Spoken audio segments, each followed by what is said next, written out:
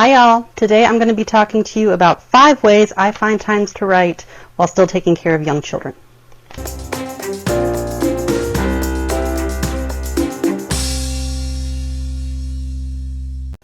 I am a stay-at-home mother, and I am also a self-published author. My debut novel, The Last Dragon Princess, came out in October of 2018, and I am currently writing my second book. One of the most frequently asked questions I get is how I find time to write as a stay-at-home mom, particularly with twin toddlers. I have twin boys. They're 3.5 years old now. They're very rambunctious. They're twin toddlers. So no matter what, no matter if I get time to write or not, there are still things that have to be done around the house. That's part of my job. I'm a mommy, and there are mommy duties to be done. For anyone who's taken care of small children, you'll understand what I'm saying here. You think about time differently. You stop thinking about hours and days, and you start thinking in terms of nap times. Because when you are a stay-at-home parent, when you are taking care of young children, the nap becomes the most important measurement of time. So when I think of filming or when I think of writing a chapter, I'm thinking in terms of how many naps that's going to take me. I'm not thinking in terms of how many hours it's going to take or how many days I can get that done in.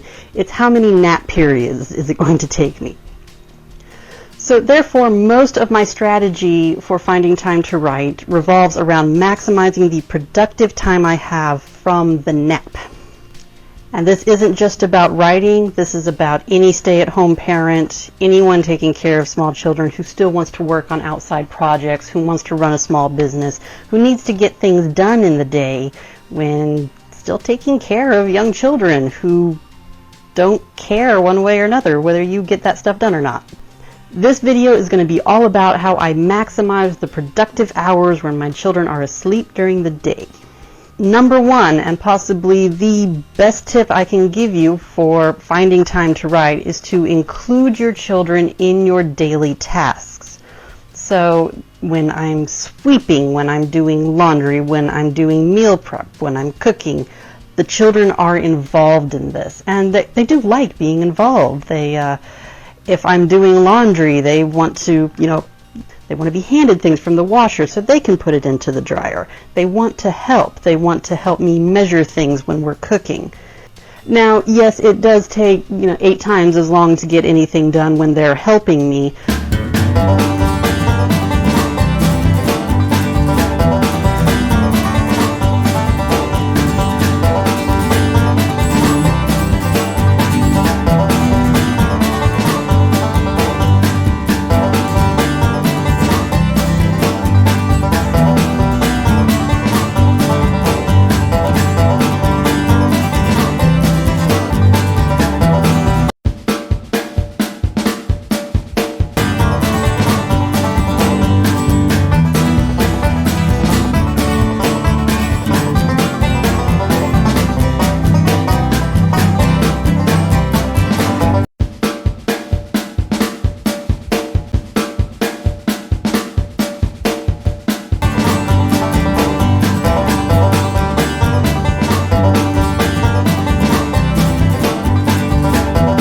But getting these tasks completed and out of the way during their waking hours not only keeps them entertained and makes them feel helpful. Yay!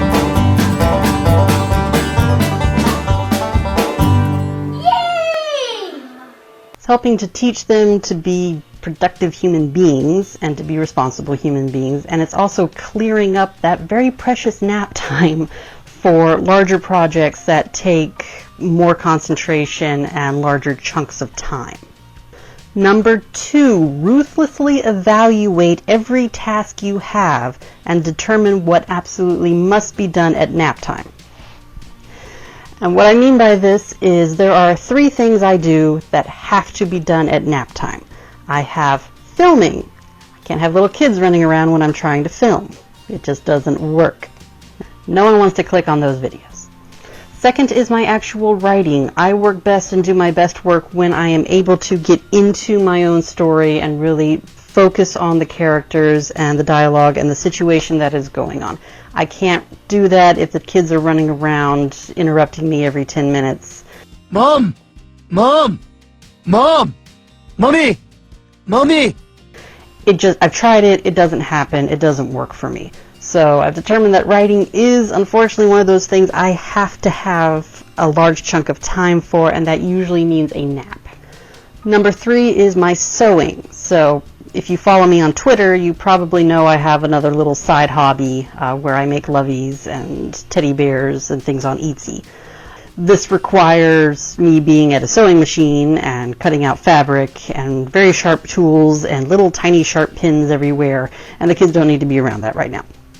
Some other things you may find that you absolutely have to do during a nap time are things like important business phone calls, graphics design, really anything you can't get done or that you can't get done to a minimum level of quality outside of nap time.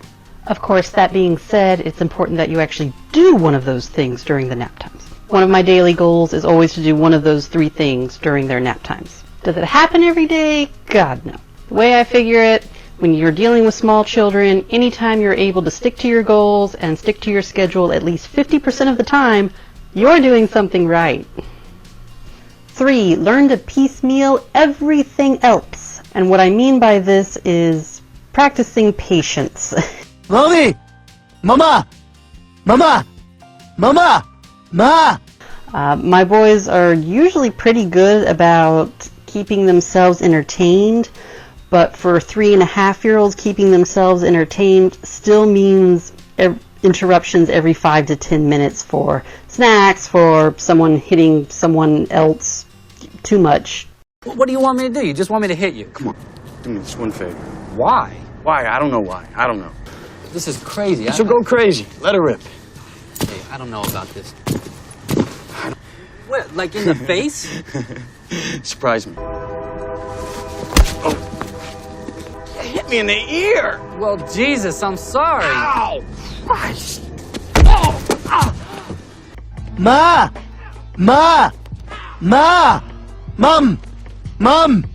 Mom! Mom! Mommy! Mommy!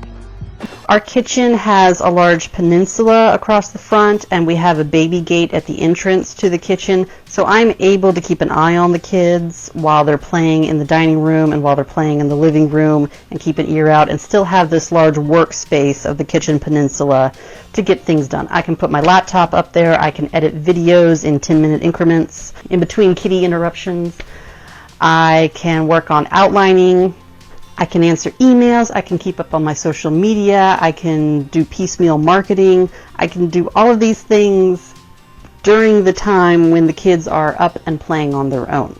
This takes some practice because you are going to be interrupted every 5 to 10, and if you're really lucky, only every 15 minutes.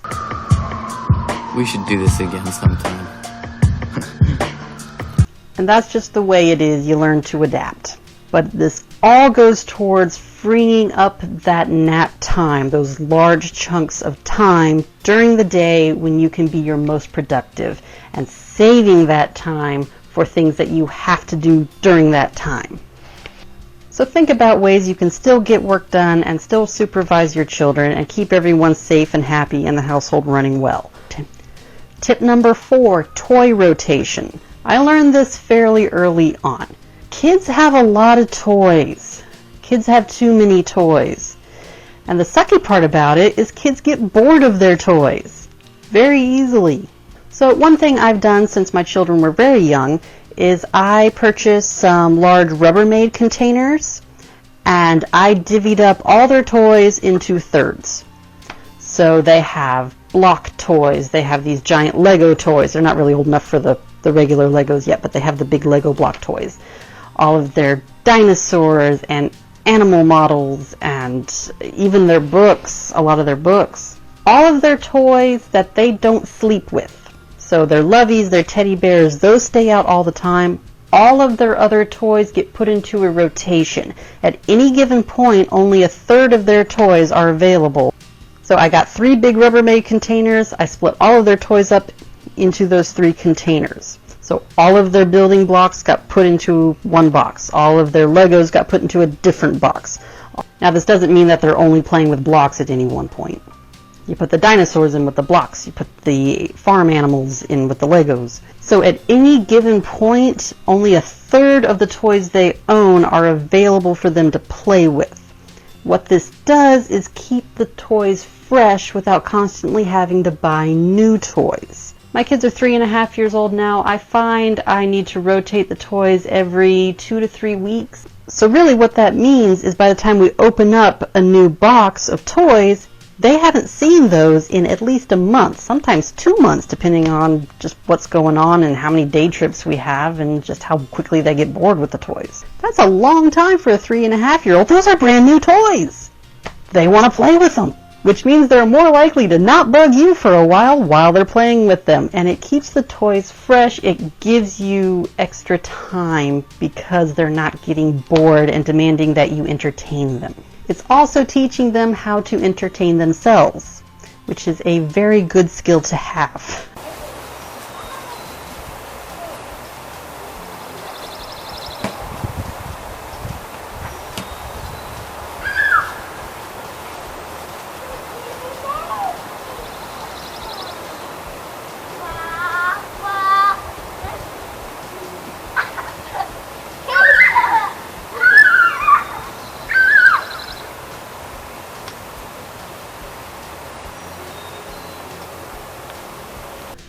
Tip number 5, and my last one for today, try to avoid electronic toys and TV in general. Now, I don't have an outright ban on electronic toys or on TV. My children generally watch some TV every day. I try to limit it to maybe a half hour in the evenings. And there are a number of reasons why I do this. First is I want to encourage a longer attention span for my children. And I feel that TV and electronics, they encourage a shorter attention span, and they encourage children to want to be entertained rather than learning how to entertain themselves. But the main reason I do this is so that I can strategically use these tools when I need them. This really doesn't translate so much into times I need to write, although occasionally I will break out some electronic toys that I've squirreled away from a previous birthday present, or I'll put on a movie when I really need to meet a deadline. Mostly it's for times when I'm sick or they're sick, and we just need to get through the day with as few tantrums as possible. And just like with the toy rotation, if they're watching a lot of TV every day or they're playing with a lot of electronic toys, they're just not as new and interesting as they would be if they don't get to play with them as much as they want.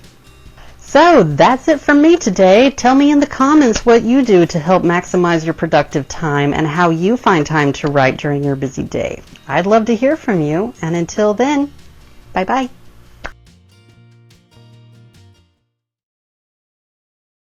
Time you're able to stick to your goals and stick to your schedule at least 50% of the time, you're doing something right.